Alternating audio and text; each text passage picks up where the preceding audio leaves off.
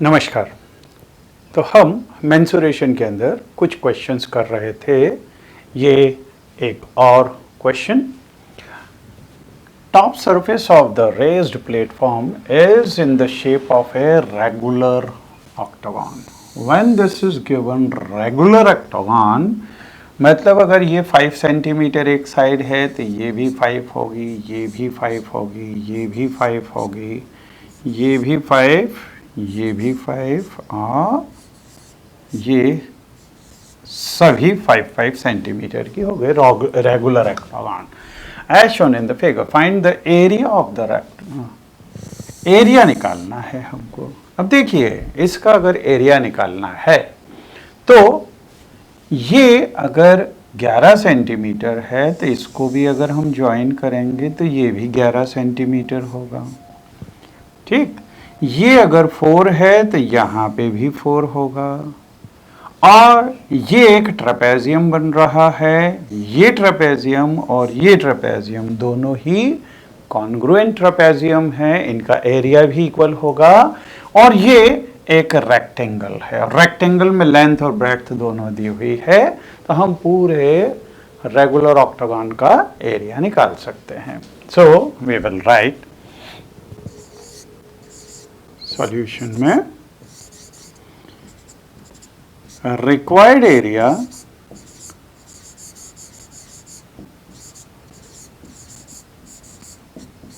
is equal to, this will be equal to area of rectangle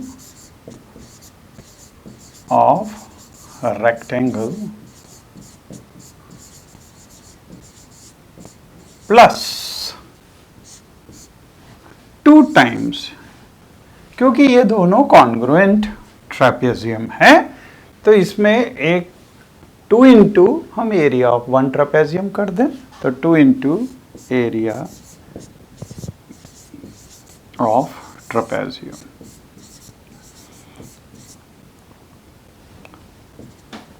area of rectangle, so this will be equal to, area of rectangle हो जाएगा 11 into 5, 11 into 5 plus 2 times area of trapezium होता है 1/2 sum of parallel sides into distance between them.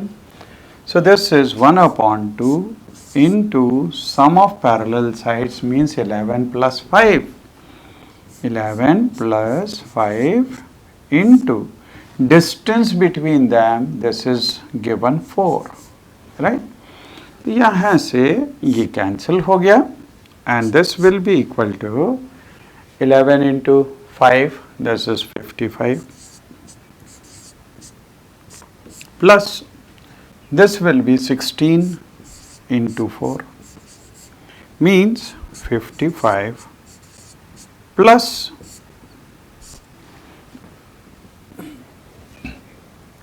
this will be 64, and this is equal to, this will be 119 square meter. So this will be the answer for this. Okay, अब हम आगे चलते हैं।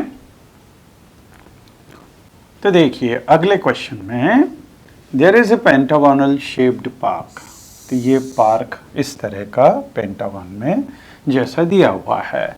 in the figure, for finding its area, Rajesh and Brajesh divided it into 2 different ways। तो अब जैसे pentagon दिया हुआ है तो एक तरीके से नहीं, हम और भी तरीके होते हैं इसको सॉल्व करने के, है ना। तो यहाँ पे इन्होंने 2 तरीके इस्तेमाल किए। राजेश ने क्या किया, इसको यहाँ से बीच से इसको यूं ये ड्रॉ कर दिया। अब देखिए जब बीच से ये ड्रॉ किया है तो इसके अंदर एक ट्रेपेजियम ये और एक ट्रेपेजियम ये बन जाएगा। हम इन दोनों ट्रेपेजियम का एरिया निकाल लें। और ब्रजेश ने क्या किया, इसको यहां से ज्वाइन किया। जब यहां से ज्वाइन किया तो ये एक रेक्टेंगल बन गया और एक ये ट्रायंगल बन गया और दोनों के अलग अलग एरिया निकाल लिया, है ना, और उसको ऐड कर दिया। तो divided into two different ways, find the area of this park using both the ways, दोनों तरीके से हमको इसका एरिया निकालना है। Can you suggest some other way for finding its area? तो सबसे पहले सॉल्यूशन में हम देखेंगे राजेश मेथड।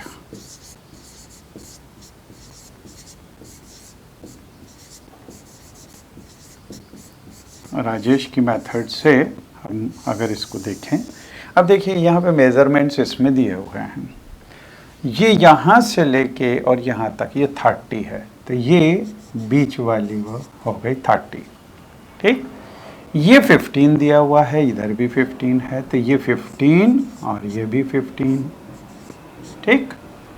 फिर ये भी 15 दिया हुआ है, लेकिन जब इसको यहाँ से ज्वाइन करेंगे तो ये 7.5 हो जाएगा और ये भी 7.5 हो जाएगा, मतलब 15/2 इधर भी और इधर भी।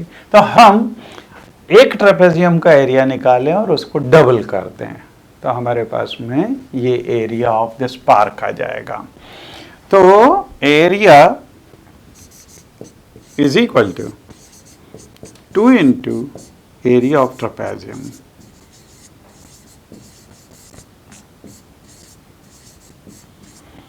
So this is equal to 2 into area of trapezium is 1/2 into sum of parallel sides means 30 plus 15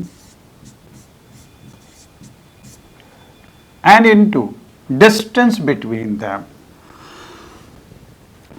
हम इसको 7.5 लिख सकते हैं। ये 2 से ये 2 कैंसिल हो गया। This will become 45 into 7.5. So this will be equal to 45 or 7.5, 45 into 7.5, 5 से इसको किया तो 25, 2 and then this is 22, then 7 into 5, this is 35, then 3 is remaining, 28 and 3, 31. So this will be 3, 3, 7, 5 और यहाँ पे पॉइंट लगाना है तो ये। So this is 337.5 square meter.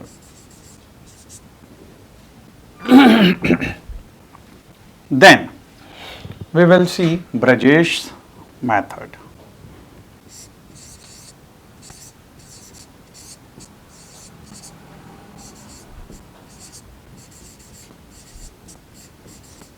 In this method,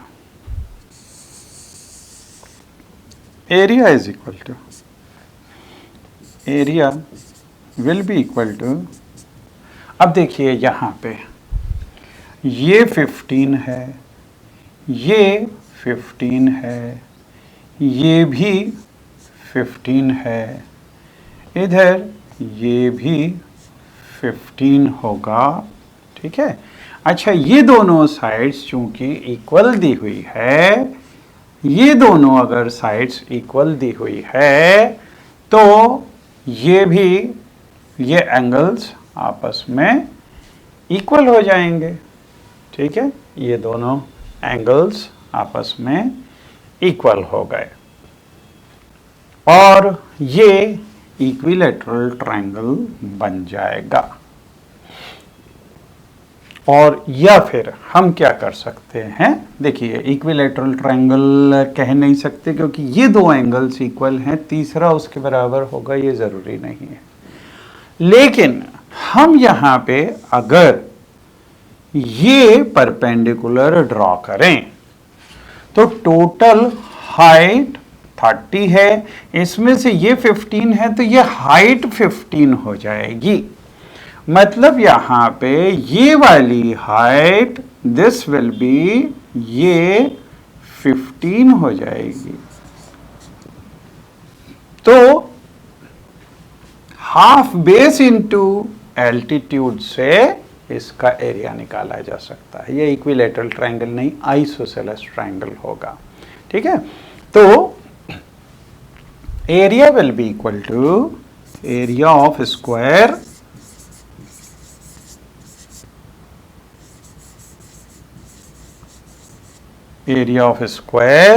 plus area of triangle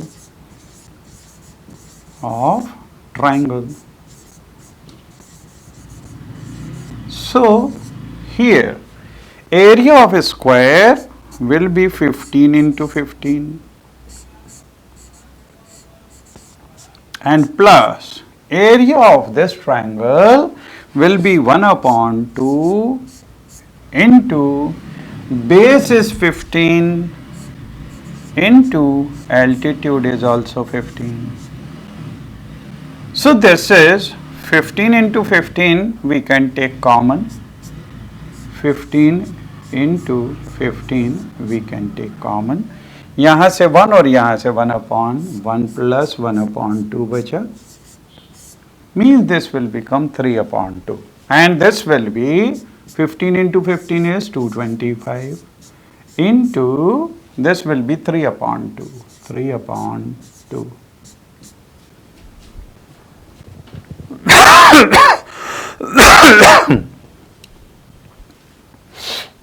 So now we can multiply 3 into 5, 15, then 7 and then 6.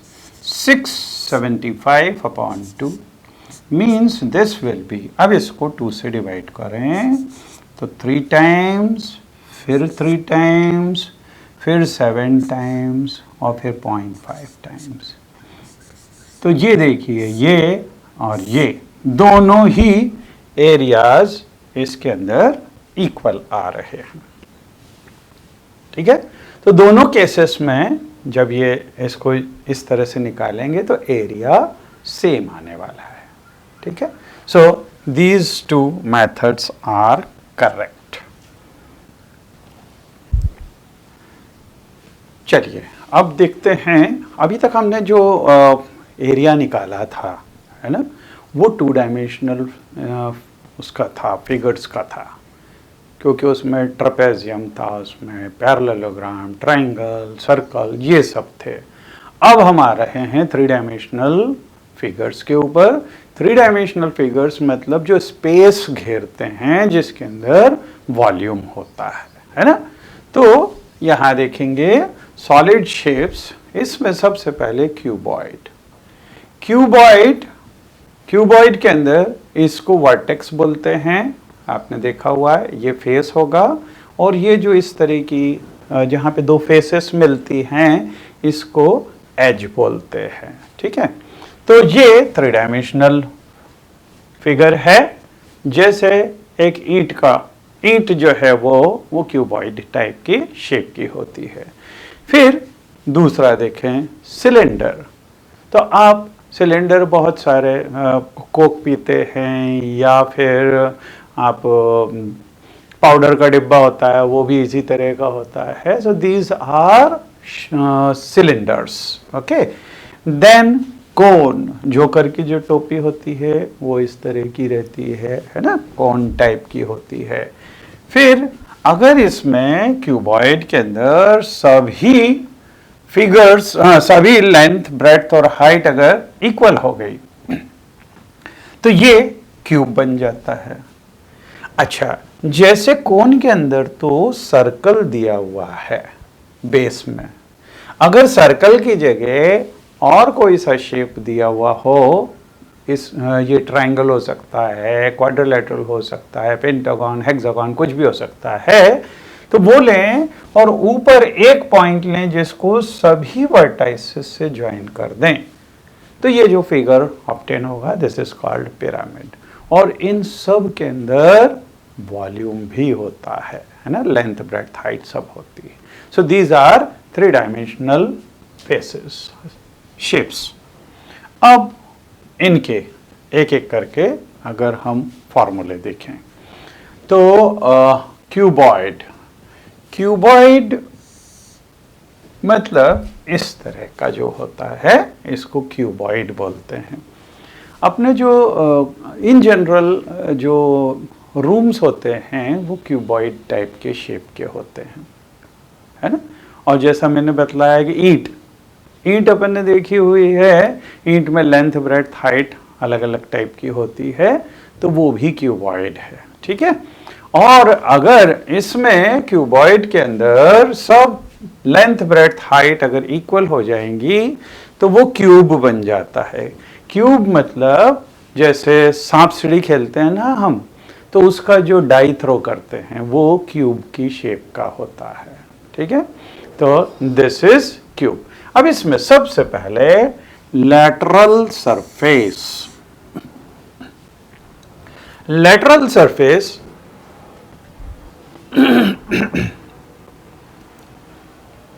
मतलब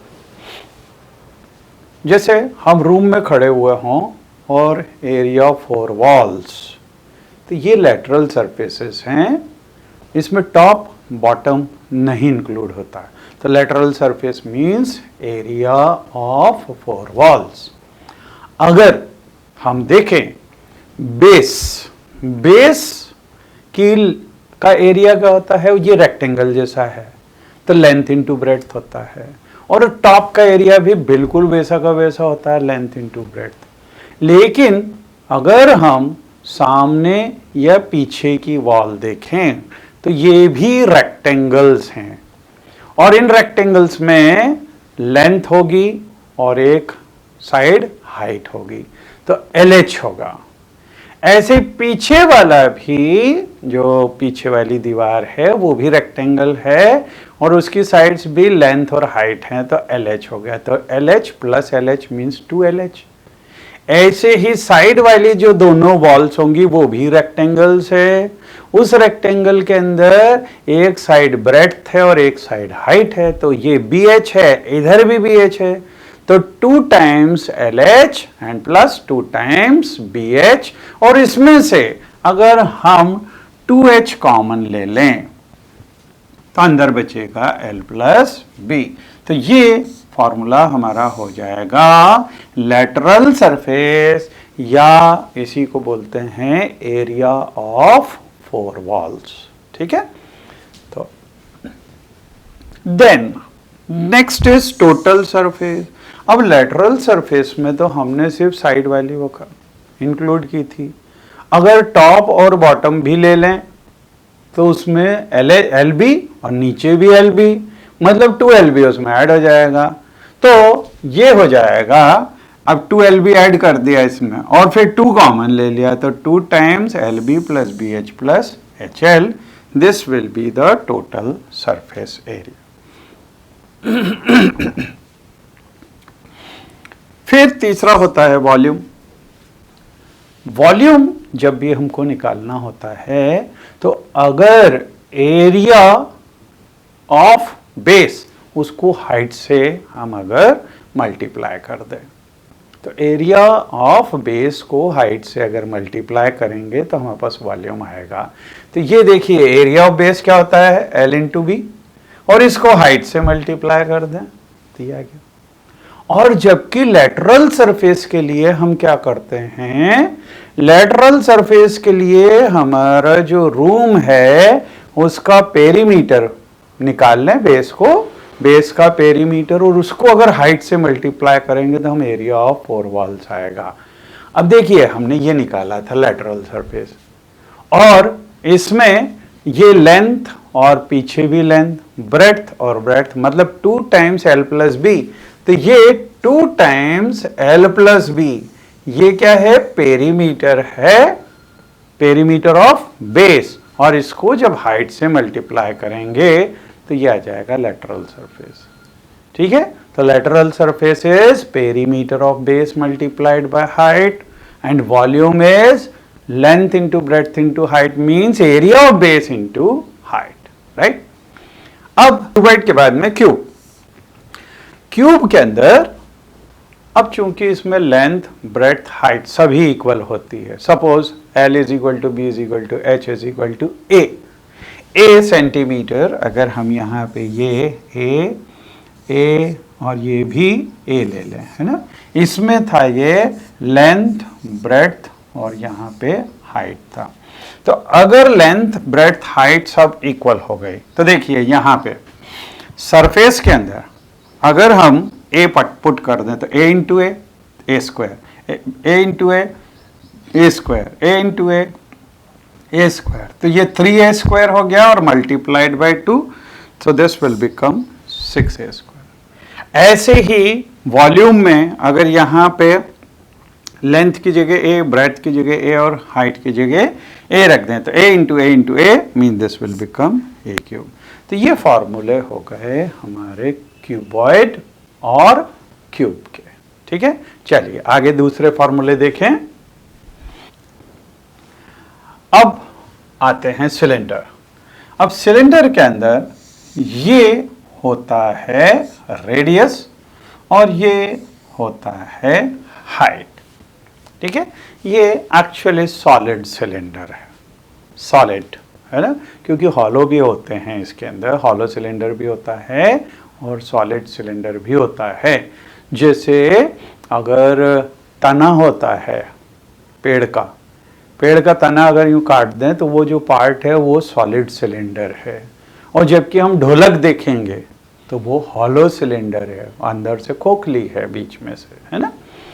तो यहाँ पे कर्व्ड सरफेस और लेटरल सरफेस, जैसा कि मैंने आपको बतलाया था, इसके लिए लेटरल सरफेस के लिए क्या करते हैं, पेरीमीटर ऑफ द बेस। अब यहाँ पे पेरीमीटर मतलब क्या, ये सर्कल है बेस तो, और उसका पेरीमीटर मतलब सरकमफ्रेंस। सरकमफ्रेंस होता है 2 पाई आर और मल्टीप्लाइड बाय हाइट। तो ये 2 पाई आर ये है circumference of the base multiplied by height, तो ये हो गया 2 पाई आर एच। ठीक है, अब अगर हम टोटल सरफेस देखें तो टोटल सरफेस में ये एरिया ऑफ टॉप और एरिया ऑफ बॉटम भी इसके अंदर इंक्लूड हो जाएगा। लेकिन एरिया ऑफ टॉप मतलब area of circle, area of circle is pi r square, तो पाई आर स्क्वायर यहाँ पे, पाई आर स्क्वायर यहाँ पे, मतलब 2 पाई आर स्क्वायर इसमें अगर हम ऐड कर दें तो 2 पाई आर स्क्वायर, अगर 2 पाई आर एच इसमें 2 पाई आर स्क्वायर अगर हम ऐड कर दें, इन दोनों में से 2 पाई आर कॉमन निकाल सकते हैं, तो इधर से बचेगा h और यहां से एक r बच जाएगा आर स्क्वायर में से। तो देखिए ये टोटल सरफेस का एरिया वो होगा formula 2 pi r into h plus r. फिर वॉल्यूम, वॉल्यूम के लिए मैंने बोला था कि हम एरिया ऑफ बेस को अगर हाइट से मल्टीप्लाई कर दें तो वॉल्यूम आ जाता है। एरिया ऑफ बेस कितना होता है इसका, पाई आर स्क्वायर, है ना, क्योंकि area of circle pi r square और multiplied by height, so this will be pi r square h, so volume will be equal to pi r square h. ठीक है, तो इसके सिलेंडर के भी फॉर्मूले आपको याद रखने हैं। चलिए आगे चलें। फॉर्मूले के बाद में अब हम कन्वर्शन ऑफ यूनिट्स देखें। कन्वर्शन ऑफ यूनिट्स, क्योंकि क्या होता है कभी कभी, अब जैसे कुआं अगर बड़ा हो तो उसका जो रेडियस लेंगे वो मीटर में होगा, उसकी डेप्थ भी मीटर में होगी, है ना। लेकिन अगर हम वायर ले लें, अब देखिए वायर जो चाहे वो इलेक्ट्रिक वाला वायर हो या किसी भी तरह का वायर लेंगे, अब वायर का तो जो रेडियस है वो तो बहुत छोटा है, जबकि वायर की लेंथ तो बहुत बड़ी है ना, क्योंकि वायर किलोमीटर लंबा भी हो सकता है। अगर जैसे यहाँ पे BSNL वाले या केबल डालते हैं अंदर से, है ना, तो उस केस के अंदर लेंथ ऑफ वायर तो बहुत लंबा है जबकि रेडियस उसका बहुत कम है। लेकिन जब हमको वॉल्यूम या फिर सरफेस एरिया या कोई सा भी चीज़ निकालनी होगी तो हम ऐसा नहीं कर सकते कि एक चीज़ को सेंटीमीटर में लें और एक को मीटर या किलोमीटर में लें, हमको सबकी यूनिट एक जैसी लानी पड़ेगी।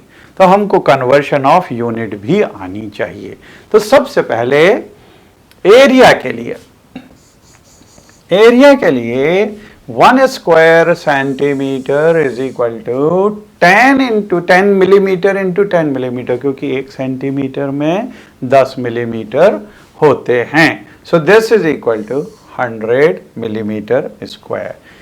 तो 1 centimetre is equal to 10 millimetre होता है, और हम चूंकि एरिया निकालना चाहते हैं तो इसको इधर स्क्वायर कर दें, इसको इधर स्क्वायर कर दें, तो ये हो जाएगा 1, क्योंकि 1 का स्क्वायर तो 1 हो गया, और ये स्क्वायर सेंटीमीटर या सेंटीमीटर स्क्वायर हो जाएगा।